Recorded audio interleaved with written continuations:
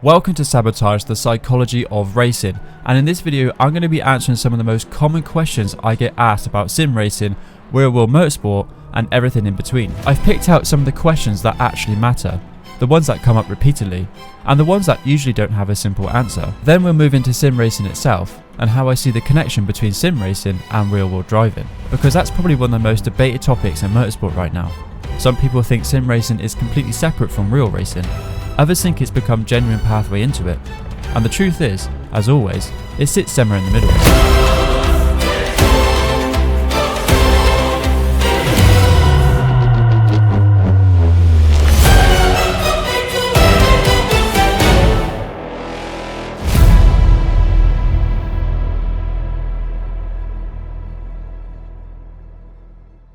So the first question, what do you think about sim racing and the pathway into real motorsport? So to be honest, I think sim racing is one of the best things to happen to motorsport. The level of competition is really high, and in many areas the skills can actually transfer over. Things like racecraft, consistency, spatial awareness and decision making under pressure are all things you can develop in a simulator. That said though, to be honest, sim racing isn't a complete replacement for real racing.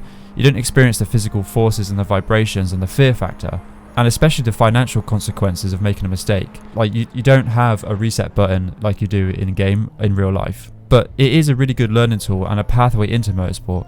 I think it's more valuable now than it's ever been. We're seeing more examples of sim racers earning real opportunities because they've already developed the fundamentals. For example, I think Max Verstappen had a sim racer doing his GT3 Nürburgring. The second question, what can someone do in real life to improve their sim racing? So when I first saw this question, I thought it was a really good question to ask. You don't really need expensive equipment or professional coaching. A lot of improvement just comes from training your mind. Firstly, learning to be patient, practice focus on one task for long periods without getting distracted. Build the habit of analysing your own performance instead of blaming external factors. The other thing as well is physical fitness. It matters quite a lot and more than people realise. You don't need to be an elite athlete, but better cardiovascular fitness and core strength helps you massively when you're racing. Thirdly, watching real motorsport, but not just watching it from like an entertainment perspective, but actually analysing where the drivers put the cars and like how they build overtakes over several corners, and how often the fastest drivers choose patience instead of aggression. We talked a bit about this in the previous video, but ultimately the biggest thing you can improve away from the simulator is your mindset. The drivers who improve the fastest aren't always the ones who have the most talent. They're the ones who are curious and disciplined and are always willing to learn. So the third question, when did you start racing and where did your passion for motorsport come from? So to be honest, like our family have always been involved in racing.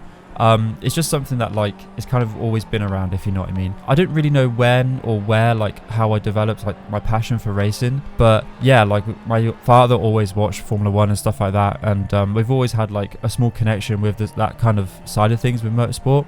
So it kind of just like grew from there really, and as I got older and become an adult, obviously, you know, like start developing where I had my interests and stuff like that.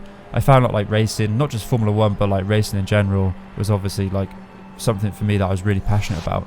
And with like sim racing, of course, you can like do the racing all the time, if you know what I mean. You don't have to go to a track or wait for a weekend, like a meeting or something like that. So yeah, it's really, really cool. Like, you know, I find it much more interesting than like other sports like football and stuff like that. I don't really watch much football. Question 4, are you still racing? Kind of two answers to this. So yes, in the sense I'm obviously racing in sim racing. I don't compete in any leagues or anything like that. I have done like during COVID and stuff. I raced on a F1 2021 league or something like that.